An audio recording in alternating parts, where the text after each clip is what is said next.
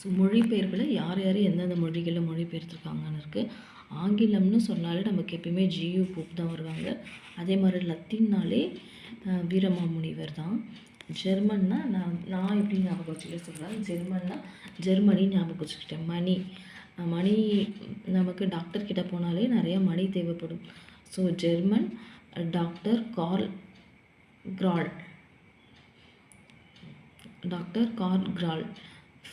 ஃப்ரெஞ்சுனா French ஏரியான்னு ஞாபகம் வச்சுக்கோங்க. French Ariel. வடமொழினா அப்பர் தீட்சிகர். வடனாலே எங்கள் அப்பாவுக்கு ரொம்ப பிடிக்கும் அப்படின்னு சொல்லிட்டு நான் ஞாபகம் வச்சுருக்கேன். வடமொழி அப்பர் தீட்சிகர். ஹிந்தி படத்தில் தான் அதிகமாக வந்து பீடி குடிக்கிறது, ஜெயிலு அதெல்லாம் அதிகமாக காட்டுவாங்கன்ற மாதிரி ஞாபகம் வச்சுக்கோங்க. ஹிந்தியில் பிடி ஜெயின். அந்த மாதிரி தெலுங்கில் பிள்ளைன்னு தான் அதிகமாக கூப்பிடுவாங்க. தெலுங்கில் வைத்தியநாத பிள்ளை. இப்போ வந்து நம்ம வரைச்சிக்கிட்ட சொல்லலாம். ஆங்கிலம் G U Pope. Latin Veeramamunivar. German வந்து டாக்டர் கார்ல் கவுல் மாதிரி வரும். French Ariel. வடமொழி அப்பர் தீட்சிகர். ஹிந்தி வந்து பிடி ஜெயின்.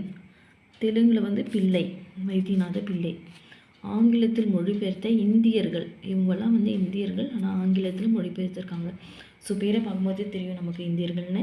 பாலசுப்ரமணியம், வாவேசு ஐயர், ராஜாஜி, ராமசாமி இவங்க எல்லாருமே வந்து ஆங்கிலத்தில் மொழிபெயர்த்திருக்காங்க. அடுத்தது திருவள்ளுவ மாலை பற்றி பார்க்கலாம்.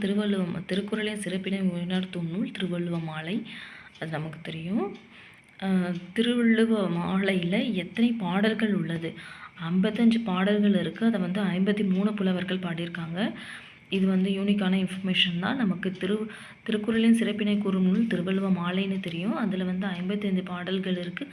அதை 53 புலவர்கள் வந்து பாடியிருக்காங்க. ஸோ திருக்குறளையும் திருவள்ளுவரையும் பழந்தமிழ் புலவர்கள் பாடிய பாடல் தான் திருவள்ளுவ மாலை.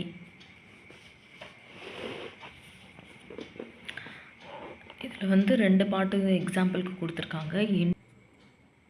என்று புலரா தியானர் நாட்செல்கினும் நின்றலர்ந்து தேன் பிளிற்றும் நேர்மையதாய் குன்றாத செந்தழல் கற்பகத்தின் தெய்வ திருமலர் பொன் மண்புலவன் வள்ளுவன் வாய்சொல். இதை வந்து இறையனார் இயற்றியிருக்காரு. இதோடைய பொருள் வந்து என்றைக்குமே அந்த கற்பக மலருடைய வாசனை வந்து கொஞ்சம் கூட குறையாமல் எல்லா திசையிலையும் எப்படி வீசிக்கிட்டு இருக்கோ அந்த மாதிரி திருவள்ளுவருடைய திருக்குறள் வந்து எல்லா திசையிலையும் புகழ் மாறாமல் பரவிக்கிட்டு இருக்குன்ற மாதிரி